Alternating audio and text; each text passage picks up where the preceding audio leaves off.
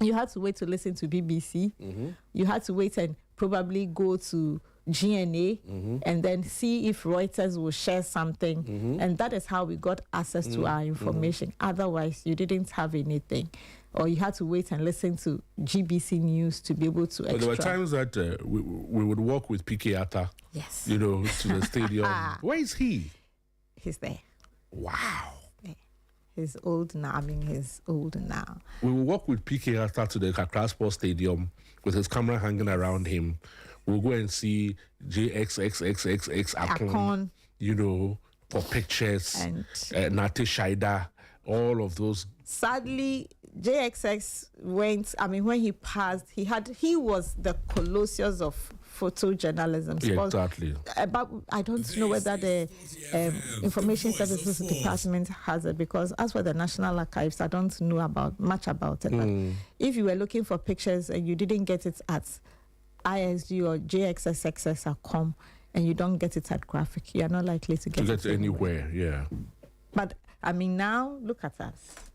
You can have an interview. You can do those times that we used to sleep when there was a World Cup going on. You would sleep at the office and make sure that you watched the game, reported on it before you went home, or you kept it, and then the next day you are the one breaking the news to everybody else because people didn't get the chance to watch the match and all that. But now everybody, we are living in technology, so everybody knows what is happening. But you still need to work. And has that affected the quality though?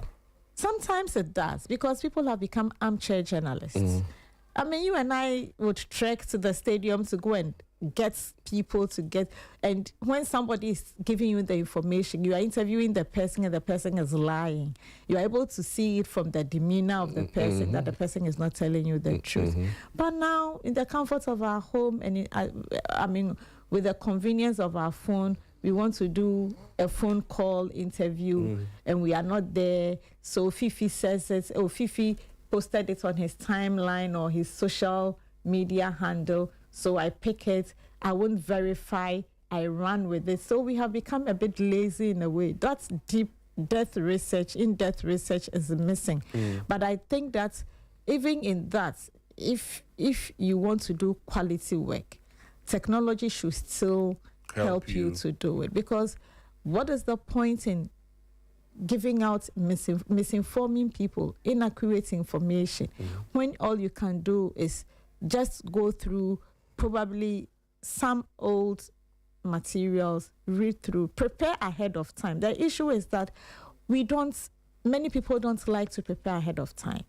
When I'm going to report on a match or I'm going to interview somebody, let's say I want to come and talk to Fiifi Banson, I would have to now use the internet to look for previous interviews you had conducted, some of the things that you've said, what's happened, what didn't happen, and then it informs or directs me on how I should conduct the latest interview. Oh, you said you would do this. You didn't do it. But I come and sit and Fiifi says, 1995, I was the first person who did this. You haven't verified. You were not there. And so how do you even know whether the person... And you would proudly come and say, Fiifi Banson says this.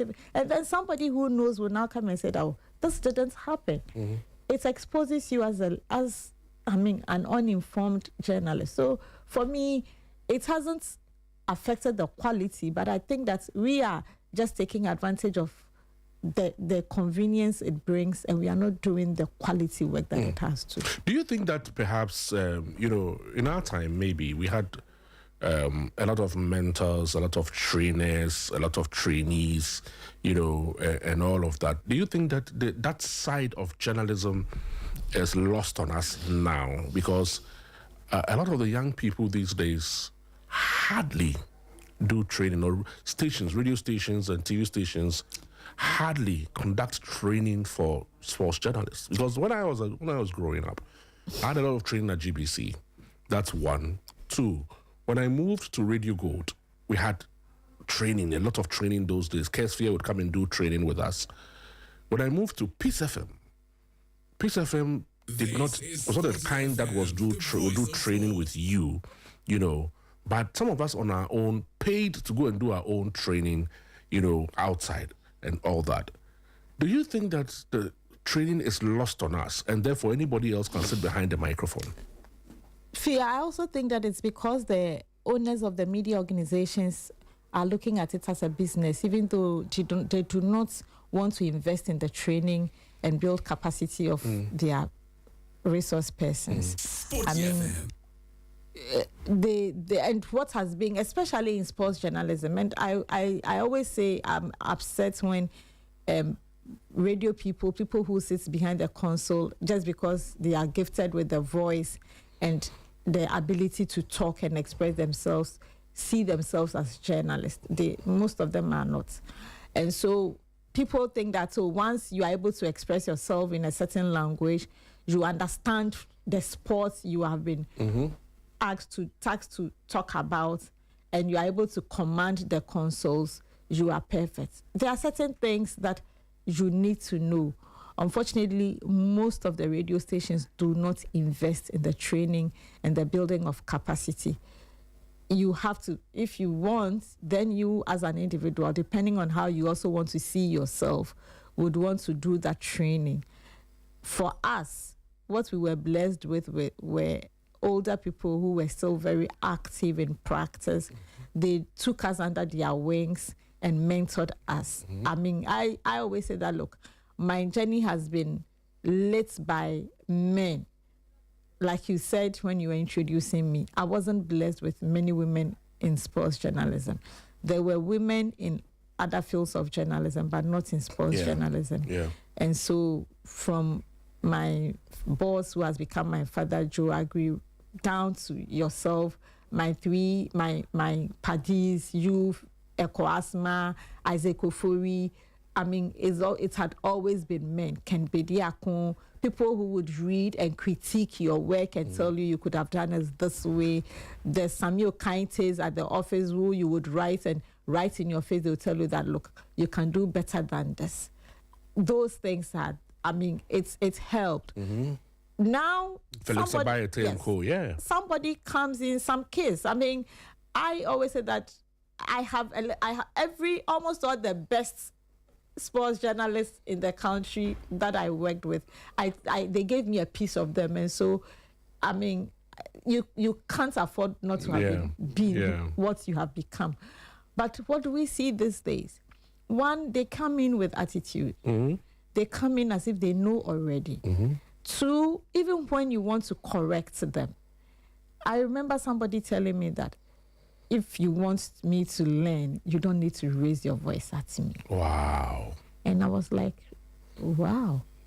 Because sometimes in the newsroom, so I told them, look, I was raised by men. The men were not patient with me. They were tolerant, they were very accommodating, but they treated me like everybody else. They said in sports journalism, there is no male or female. You are a journalist first. And once you have come to do it, of course, sometimes they will pamper you. And that was the thing. When you did a good job, everybody, you did a good job. If you didn't do well, they will let you know that you did not do well. I remember when I came, even as an intern, my very first story, Fee, that time you write the story on A4, you send it to the next senior person, the person will edit the story on the paper.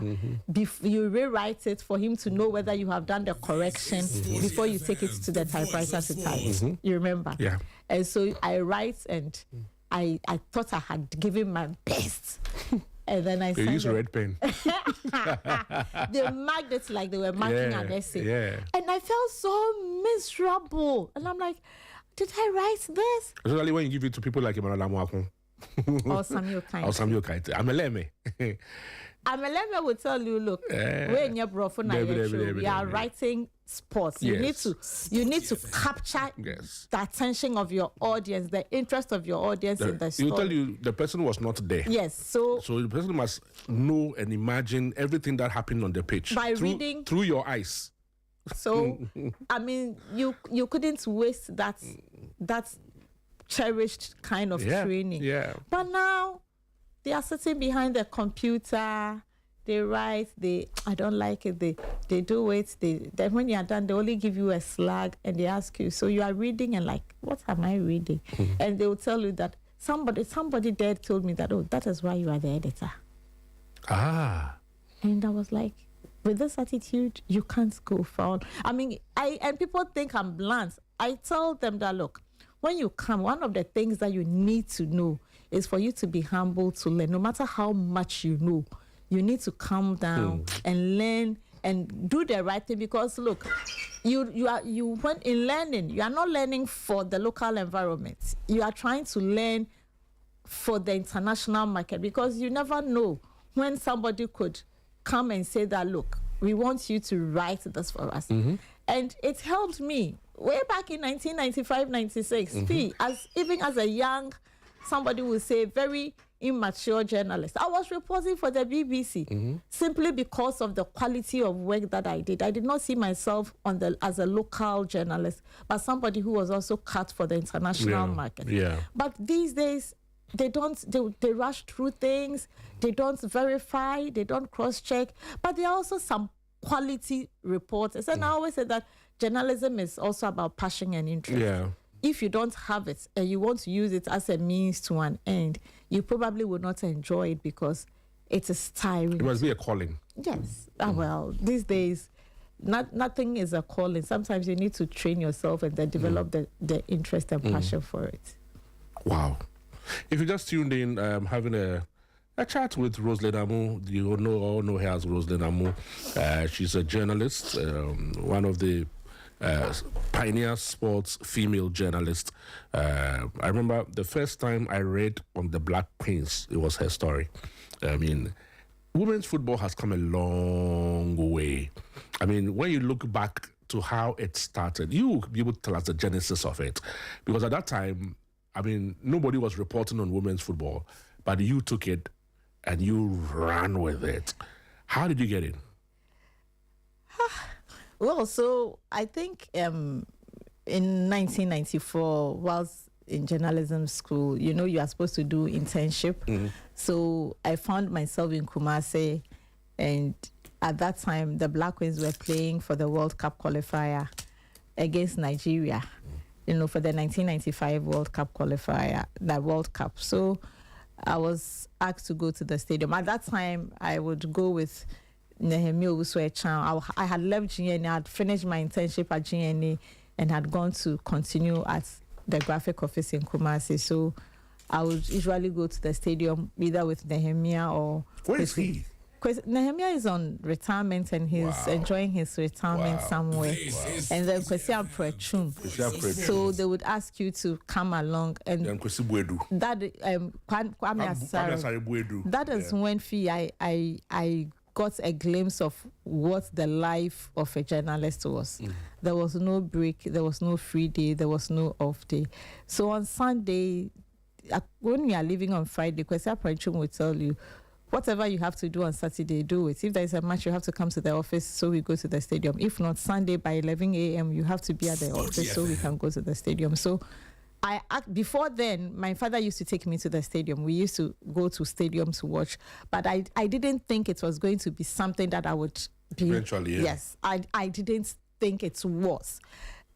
My father, whatever I have done in journalism, I will say I credit it's to him because of the foundation he laid. But I never thought at that time that I was going to be whatever I have become.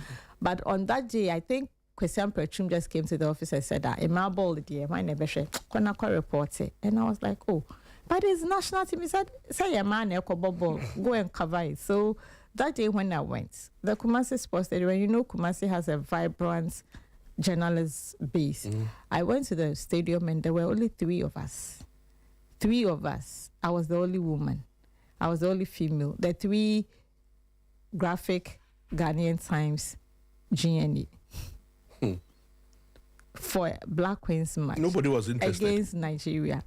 We lost the game. I had to report and everything. So that was how it started. And then when I came back to school, at that time, you do your internship before you take your specialized course. So we went, and Danny Rana was our sports lecturer. So, all the ladies were doing entertainment, cultural, this. And then I said, a few of us ladies said, let's go and try. So you would move from one specialized program to another. And then I said, I want to go and see what the sports class has. I went there and Nana Adochum said, you are not going anywhere. You stay.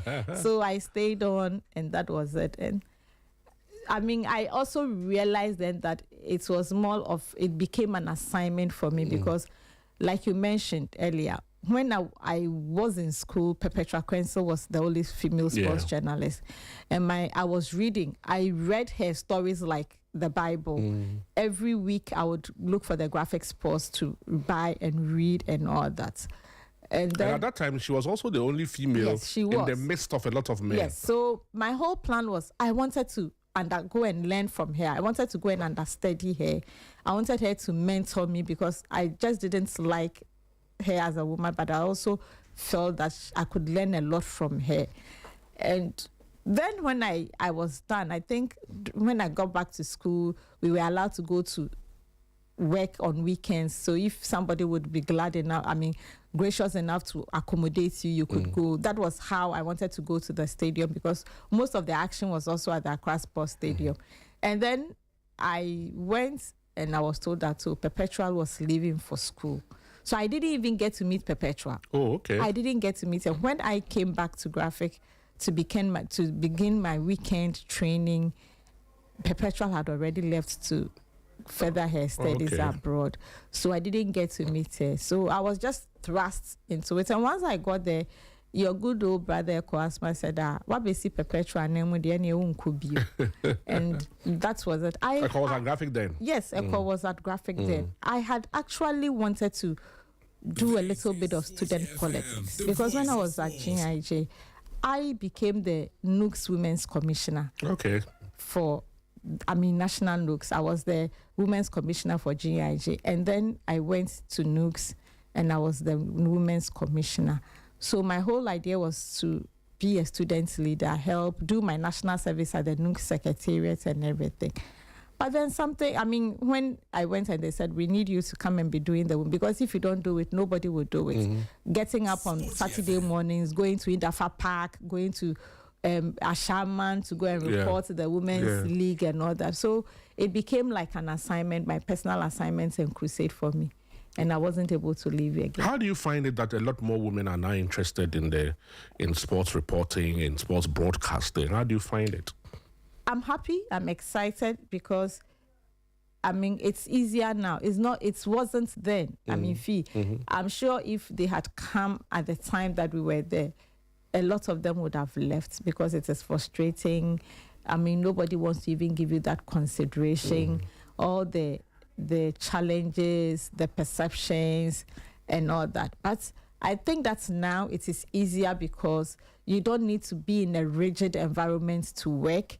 You have choices, you have time, you have access, and it is convenient to do it. And importantly, they also have the knowledge because a lot of people try to get in, but they just knew the basics. They didn't have all the in-depth knowledge. But because of technology, because of the exposure, because at our time, you were only watching the Paul Mall matches. There was no DSTV, so you didn't have access to all the different leagues. You have to watch. You have big league soccer. You didn't have access, so you needed to sit and actually train yourself to be able to get information to become what you wanted to become. But now it is easier because again, technology allows you to do it. So you haven't met any player, you haven't met Cristiano Ronaldo before, but you're able to talk so much about Cristiano Ronaldo because week in, week out, you see him play, you see Messi play. If it is tennis, you see the Serena, the Williams sister. So all those things, it gives you the grounding that you need to be able to do it. In the past, it wasn't so. So I'm really excited. And they are not just doing the reporting bits. They are producers, they are photographers, they are behind the camera doing all those things, and it is exciting. In your time, and I don't know whether it still exists though, but a woman in the midst of a lot of men, you're having a Kwasma, Maurice Kwanzaa, Samuel Kaite, Felix Abayete, just name them, Nate Shaida, Piki Arthur, all these great guys, Maurice Kwanzaa, everybody, in the newsroom, you're the only female there reporting for sports.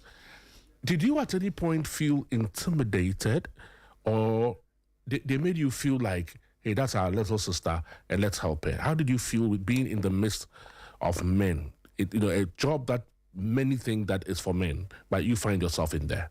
Of course. I mean, you would have those ones, but I think by and large, I was supported. I was encouraged. I was protected.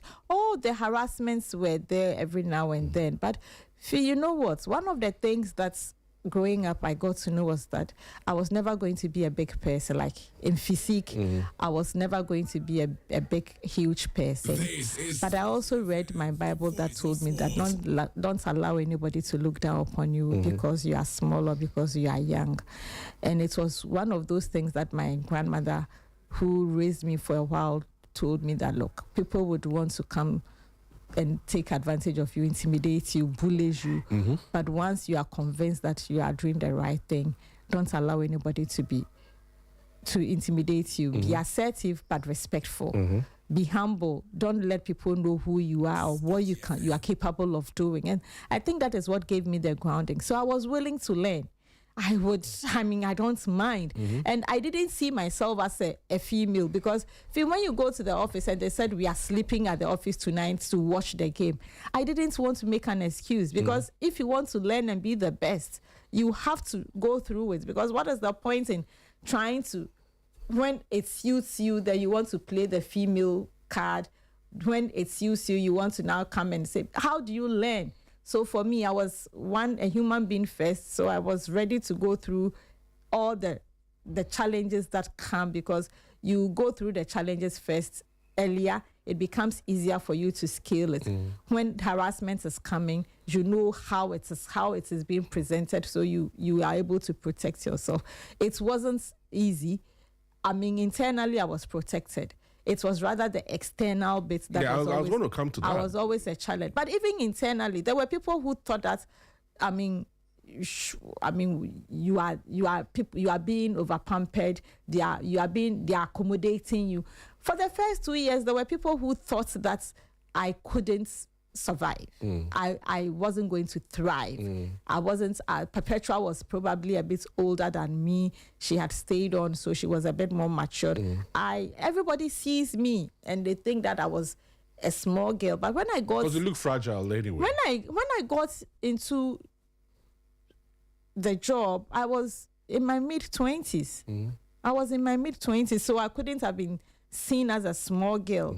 But I think that probably I came from nowhere, because I wasn't the conventional person that you had seen anywhere. I came in and I fitted in, and I learned. I was willing to learn. I would not go. Look, when Samuel Kainte, some case about when they are writing their stories, I would offer to type their stories for them, because those times they will write it out, you type it on the manual typewriter.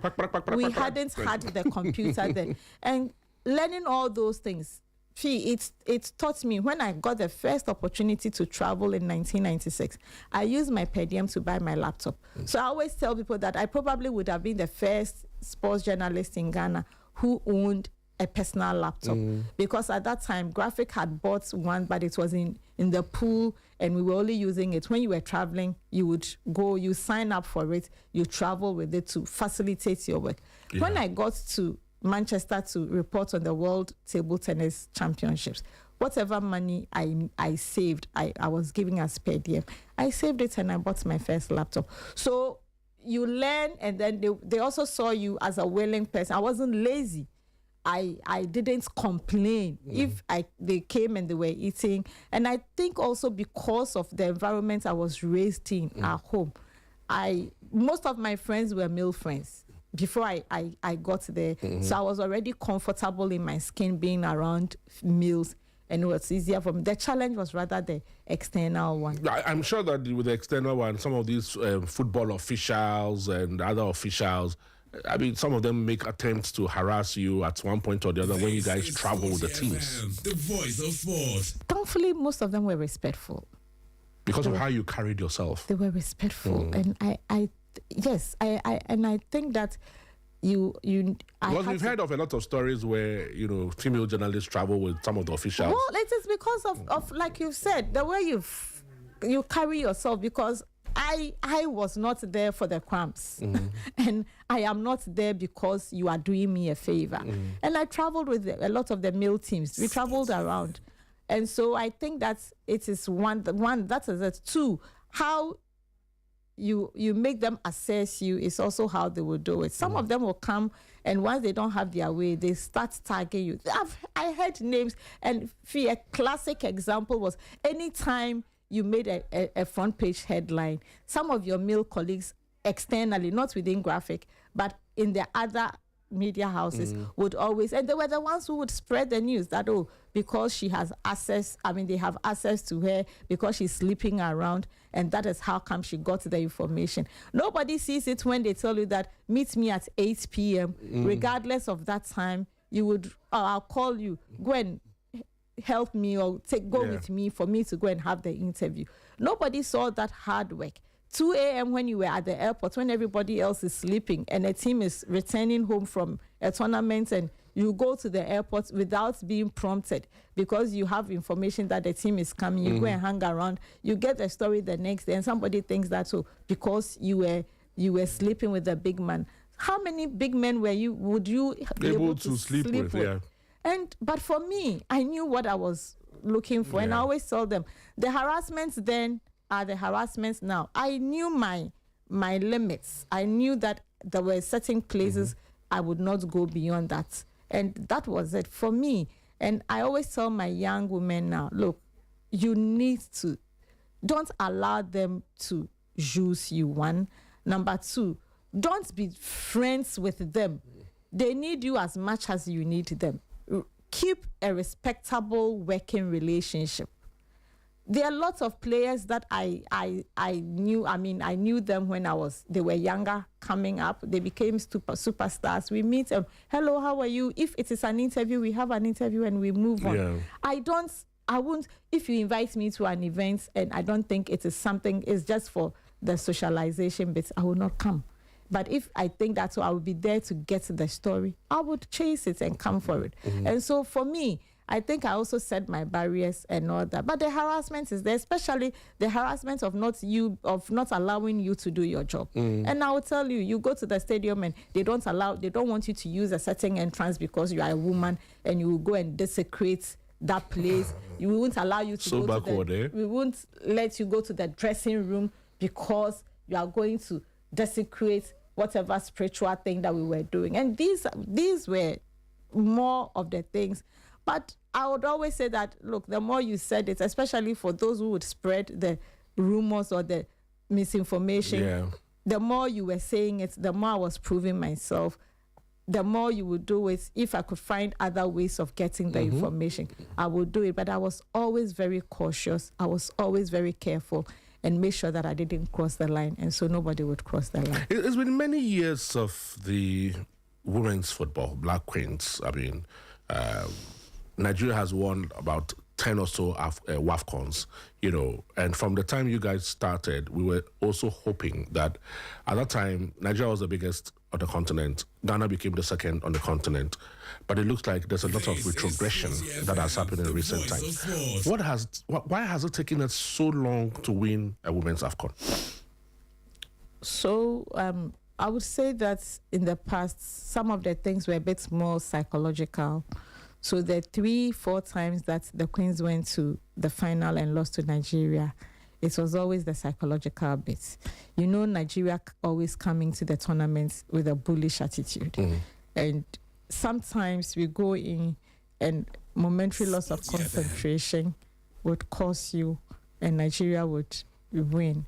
You realize that after that 1994 thrashing where they beat us, I think 12-0 on aggregate, they never were able to come back to beat us. The most would have been a 2-1, a 1-0, a 2-0. I think Abiyokuta, the first women's AFCON, we lost by 2-0 in that final.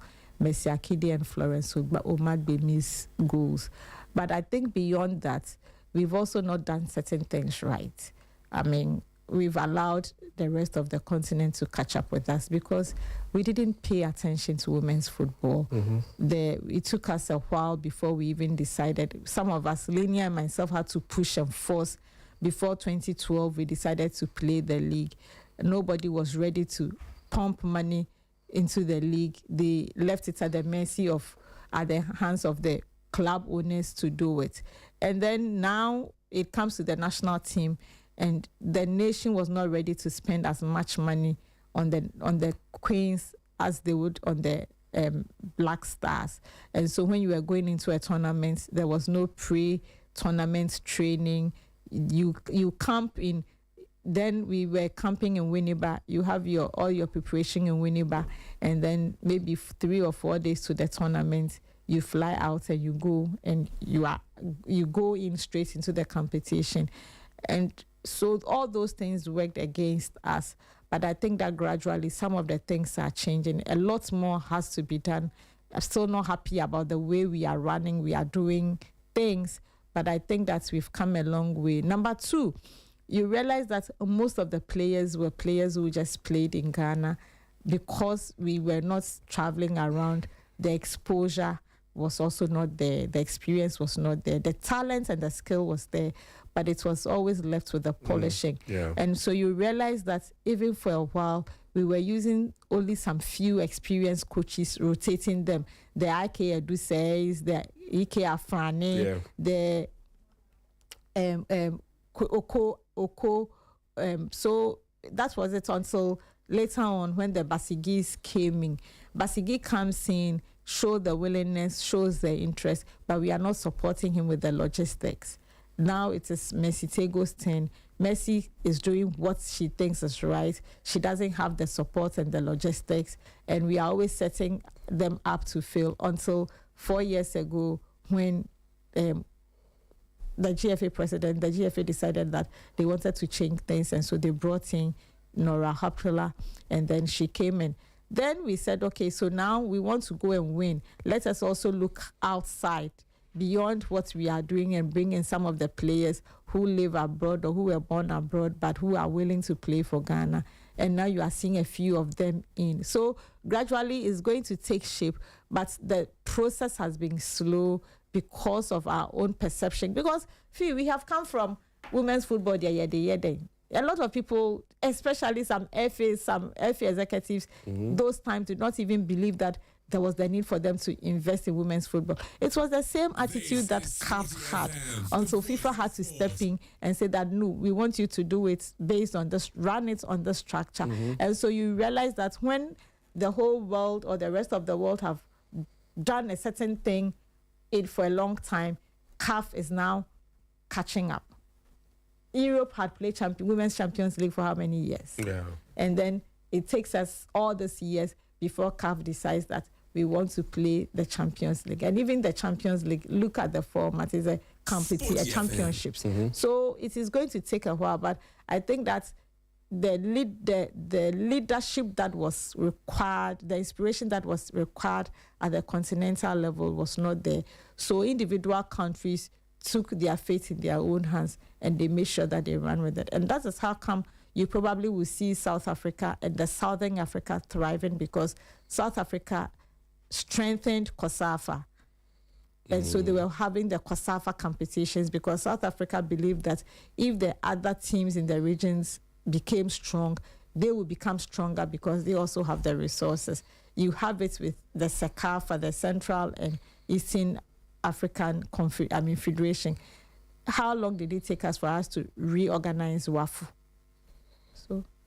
So that's the reason perhaps we are struggling. Yes, in the last WAFCON, we did quite well. I think that, like I always say, we are also not investing enough because, for how long are you going to always rely on the foreign? Now, virtually, our Black Queens have also become the Black Stars. But the women's Premier League is not doing badly. It has some sponsorship and all of that. They're not doing badly. They're not doing badly, but the truth of the matter, the FA is kind of like improved the women's football. We've done well. They've done well with it. I mean, I'm happy because it's been very consistent. There are no controversies. You see the stars, you see the budding stars, and they are there. The only challenge is that you need to get the structures right. You need to get the support so that you give them the exposure. And then also, because of the highly competitive nature of women's football now, it's just like assembling a local star, a local national team, and asking them to go and play a side that is better exposed, like the Three Lionesses.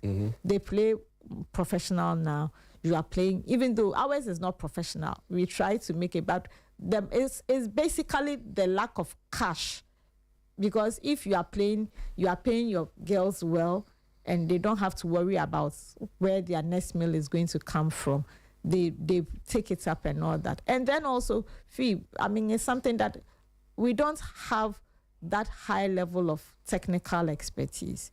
Most of our female coaches are now building capacity. The coaches that we've had that have remained in existence going around that we can always talk about who have achieved remains Yusuf Basigi and to some point Nana Adakwa. Beyond that, they have built their capacity. They travel, especially Basigi.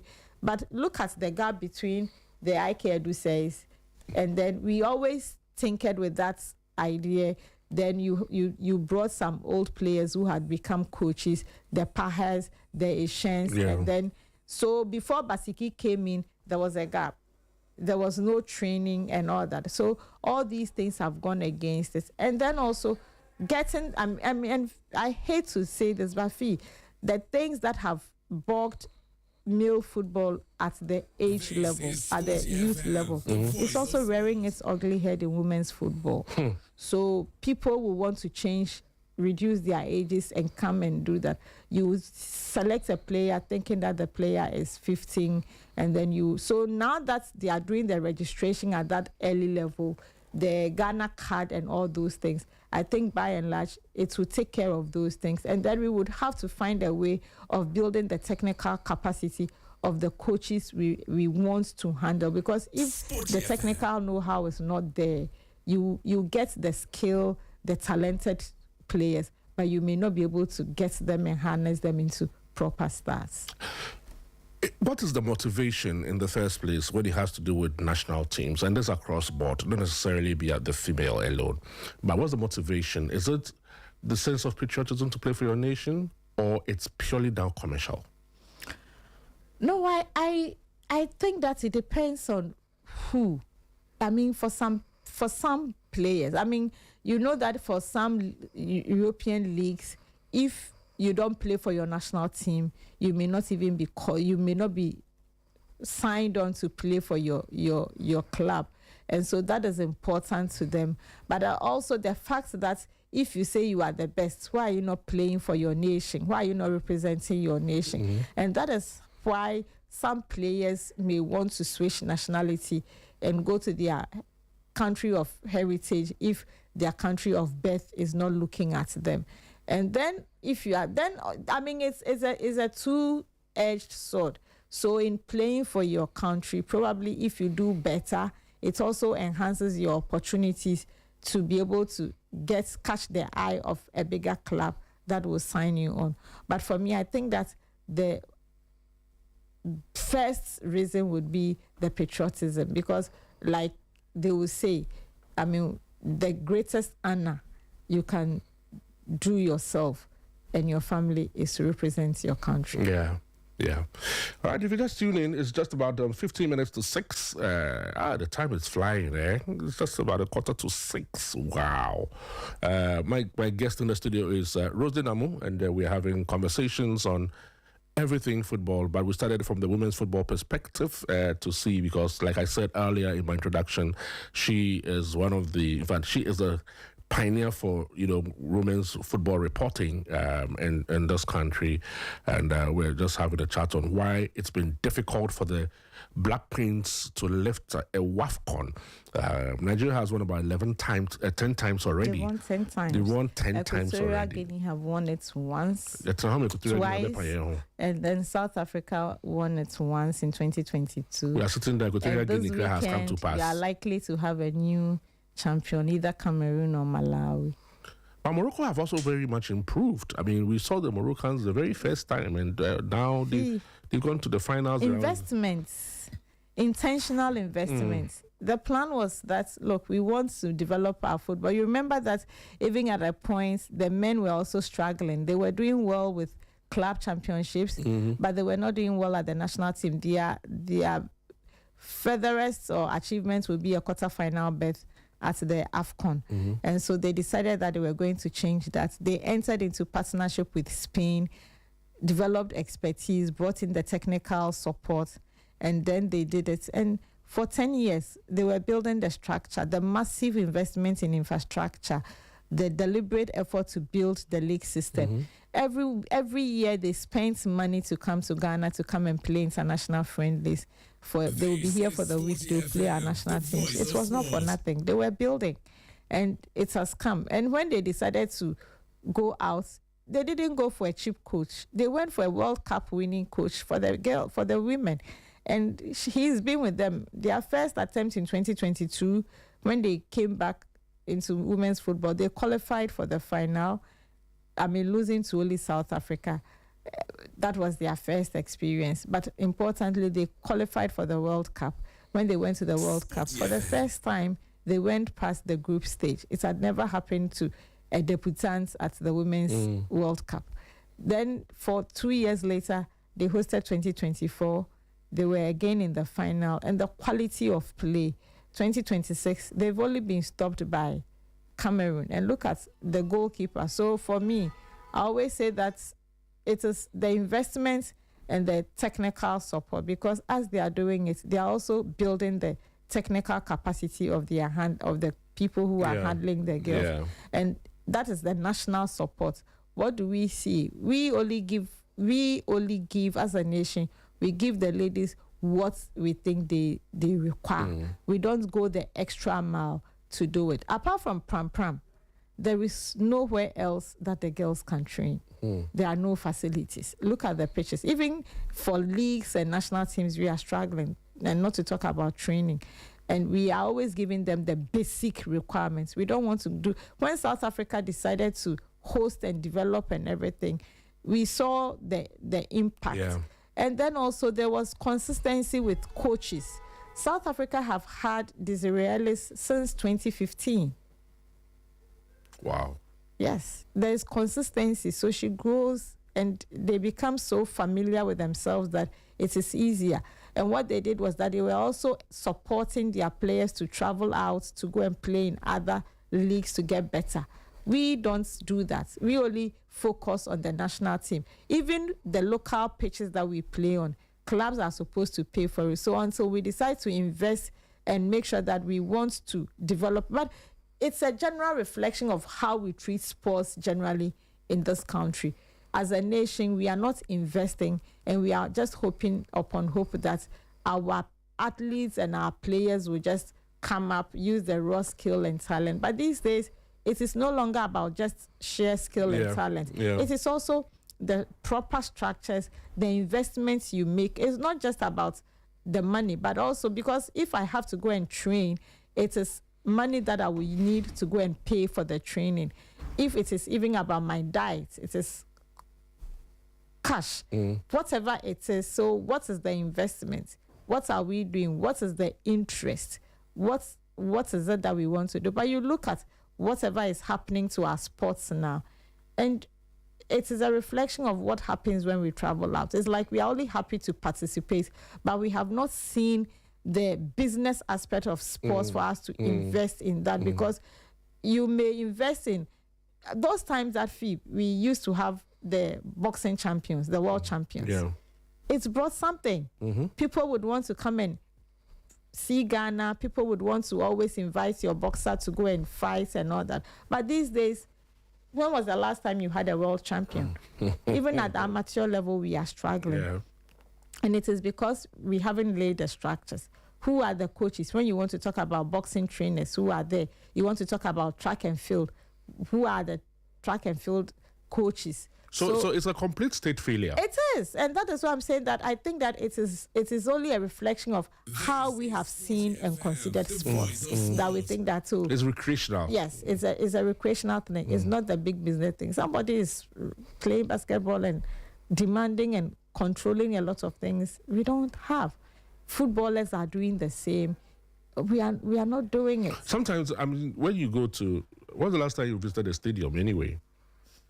2 weeks ago. 2 weeks ago. When you see how our leagues are organized, and you see the Kotoko Hearts and other league games organized, and you throw your mind back in the day, how does that make you feel? Sad, because we have retrogressed. I mean, we can blame everybody else. We always tend to blame everybody else but ourselves. Yes, the European leagues have come to take a shine of it, but I also think that even at that time when people were interested in the European leagues, the Hearts and Kotoko games, there were some matches that you go and as early as 11 a.m. people have started lining up to fill the stadium. These days they can't be bothered, and if the strategy is for you to get them out, I mean to get people out, you should also look at how, I mean there should always be a way around it. So if there are European League matches, there are EPLs, there are Spanish La Liga and all that, what are you doing different? But is one, our games have not been attractive, and everybody has to take a share of the blame. Journalists, referees, the club owners, the FA itself. We all have a role to play because we have all played a role in making sure that this is what has happened. And even the supporters, the club themselves, you go to the stadium and I am not safe. Hooliganism, stadium hooliganism. You think so next week I'll go back there? No, because I want to preserve my life. When I'm leaving home from Adenta to the Accra Sports Stadium, if I have to come by Trotro, that should be like 20 cedis or 30 cedis. And then when I come, I buy my ticket. And then you go to the stadium, buy water, you have some snacks and all that, only for somebody who feels that he knows football and is so passionate will just go berserk and start attacking you. You get caught in the melee, and if you are not lucky, you are injured.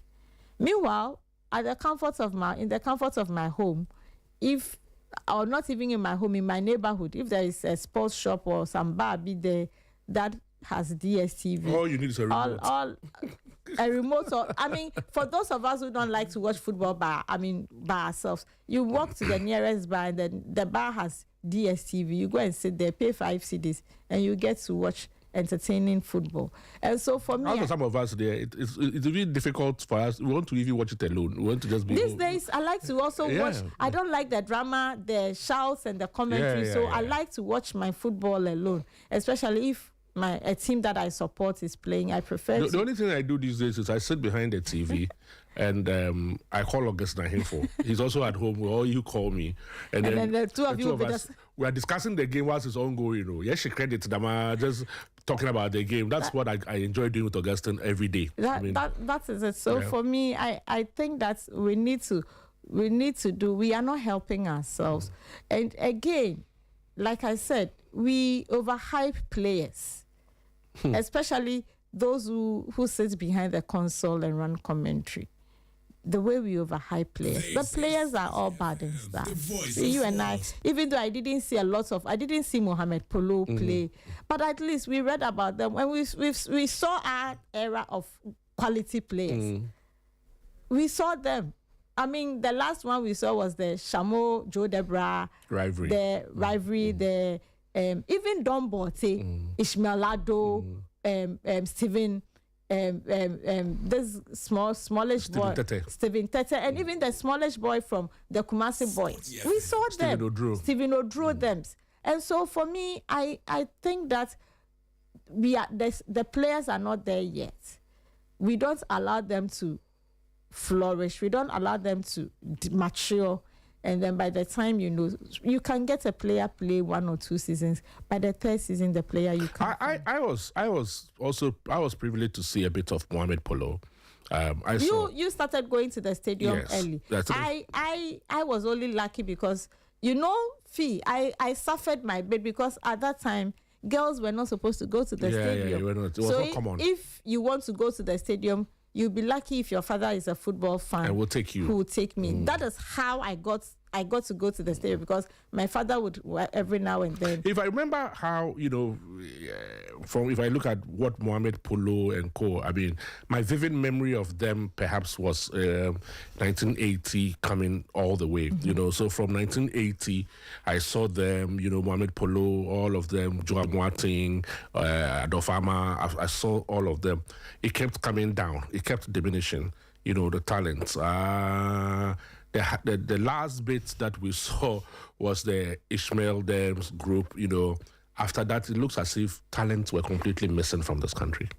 I think that, like I told you, we kept saying football is big business, and people were doing individual business with the sport, but they were not actually investing. Because if we truly are a football nation, what do we have to show for it? Because football is about pitches. We've been to 5 World Cups. No, football is about pitches. Do you have any world standard class? That's what I'm saying, that we've been to 5 World Cups. What do we have to show? Well, I don't know. The proceeds of all the World Cups that we have been to.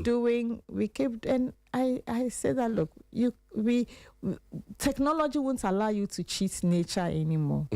Because if you don't do it, you can't have it. You won't succeed. We saw Cape Verde and everybody was marveling at Cape Verde. You know what they've been doing? They are investing in infrastructure and development. Look at what Morocco has done. It's no fluke that Morocco went to the World Cup and they made a return to the World Cup and they got to the semi-finals 4 years ago. It is because the investment has been there. There was a deliberate plan. What is your blueprint? What is the development plan? What is your vision for the next 4 years? A World Cup has just ended. In the next 4 years, we are going to have another World Cup. Between now and that's 2030. What is the plan? There's no plan. How do you intend to, if everything goes according to schedule and nothing happens? What is the blueprint that, if I am not the one in charge, and you come and take over, we say that this is the national plan and vision. Standard operating procedure must be put together. This is what we need to work with. Players may come in and go, coaches may change, but what is the plan? If the plan is not there, how do you plan towards that? It becomes haphazard. Anything goes. And it is reflecting in every other thing that we are doing in track and field, in amateur boxing, in all the sports that have given us joy and glory in the past. We are not doing anything. Yeah. I don't know when it will change anyway. If there'll be any change, I don't know when it will change. No, and we but it's a collective failure. We need to look beyond the politicking, the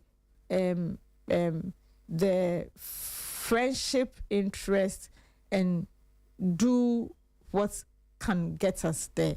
So this morning people were asking me what I thought about what was happening in the Black Queens camp and all that, the brouhaha about unpaid bonuses. And I told them that, look, I stopped talking about it because I had spoken about that for almost 30 years, since 1998. What else was I going to say? I wrote about it. When I got opportunities, I shared my thoughts. And if you have a structure and you run it like a business or a corporate institution, why can't we learn from the others? Because if let's even take the home. You are the head of the family. If your girls want to discuss something with you, they will probably run it by their mommy. And mommy will say, oh, let's handle it this way. Okay, you wait. I will talk to him about it. If I'm not able to, or okay, this one, I think you people should go and talk to him about it. That is how it is run. When you go into a corporate world, there are subordinates, there are supervisors, there are management, and then there is the board. The whole hierarchy here. There is a board. There is no way the subordinates or the worker should bypass the hierarchy and go directly to the board. Even if the board chairman is my father, I have to go respect the processes. Yeah. The processes, the officials, have they been responsive to their responsibilities? Have they lived up to their responsibilities? Because truthfully, if the girls say their bonuses have not been paid and they are making demands about health, welfare, and all those things, what have been the role of the management committee members? There are management committee members. They should have taken it up. And then they'll say, okay, so FA, this is what the girls are asking. What can we do to do it? If the FA says, oh, this one is beyond the FA, then they escalate it. It is not the girls who go to the ministry. It should be the management committee members. And it's happened. We've tried that in the past. But some people come and they want to win favors, make it look as if they are the better people. So they collapsed those structures and decided to go straight, start dealing directly with the girls. So the girls would also take advantage. And now management committee members have been sidelined. I mean, they don't have that control. Some of them are also, not that they also are just not capable of doing it, because they think that all they need to do is ask for us. Because as a management committee member, what do? You are managing the team. How do you manage the team to succeed? You make sure that their needs are met, their concerns are taken care of, and all that. And then it escalates up to the ministry. If that is not done, it becomes a challenge. So for me, I always say that everything that we are doing is so haphazard that it's like we don't have a blueprint to anything. And that is not a recipe for success. Has this ever happened when you were in camp before? It has.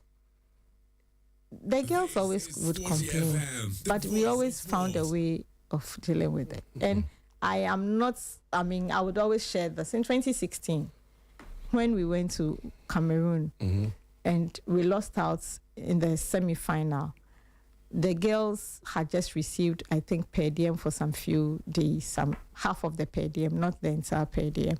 And we were told that the purse holder was going to they were going to send some money. And I think there were some outstanding bonuses for the qualifiers. And so they were looking forward to receiving their bonuses. And you always know that some of these things, especially the older players who feel that may be their last time with the national team, they will start instigating, give us our money, give us our money, give us our money. So I think a day or so before we played the third place match, the girls said until they were told something, until they saw the money, they were not going to train, they were not going to play. And Basigi and Imam Rashid Idi, they were beside themselves and they didn't know what to do. So they told management. I was there, Linia was there, and then I think the lady came in, and we were the management committee members that were there. Then they came to us, and Basigi he's like they were both concerned that what will happen. So we sat down and we said, okay, so let's go and talk to them. You talk to them as a head of the technical team. We will also talk to them as management, and let's see how we would say this. And when we went there, I asked Linia to let me talk. Linia is a little bit the aggressive type. And so I said, Linia, let me talk. So I told them that, look, this thing about bonus didn't start. It started in 1998. And if you remember the story, when we came back, the girls said they were not going to go home until UT Mensa pays them their winning bonuses. And UT said, the money was not ready, blah, blah, blah, blah, blah, blah. And then the word got to the First Lady, Nana Rollins. She took upon herself to be the chief patron of the Black Queens. So she sent somebody, I think she sent Shariate or so, to come and talk to the girls and told them that, look, as for Ekadie, the debt, let's pile up the debt so that when they are paying, they will feel it, so that next time when they have to pay us, they will not pile up the debt. That you don't have to allow this to, disorient you or derail your plans and all that. And that's this. I give you my word. Let us have a payment plan. So she actually asked Mr. Mensah to give the girls a payment plan that give us your word. You pay it in 3 installments, blah, blah, blah, blah, blah, blah. And so when I went, I said, look, what about we doing this way? Let us finish conquering what is ahead of us. And then when we go and they don't tell us anything, then we can go ahead and do it. Unfortunately for us, because of social media, because of all these things, we didn't tell anybody. It never came out. But as soon as we arrived, somebody told them that, there was going to be an election, and if there was a change in power, they were likely to lose their money. So they should. And the next day, the next thing we heard was that they had gone to the ministry to picket. We didn't know about it. They had just gone there to picket, demanding their outstanding bonuses. And I felt bad about it. But it always happens. And now because people they are taking advice from everybody else, sometimes it's difficult for you to defend or control some of these things. But I think that you can control it in a way, appeal to their senses and let them understand that. So some of these things, it happens because bonuses are actually not paid at competitions. Per diems are paid.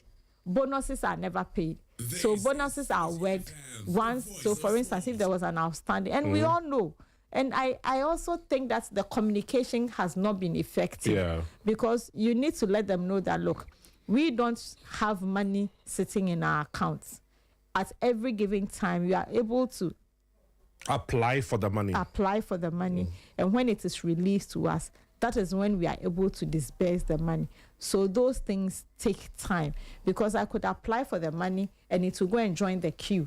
It may not be considered a priority. But it's also lack of preparations and planning because definitely the girls were going to go into that competition.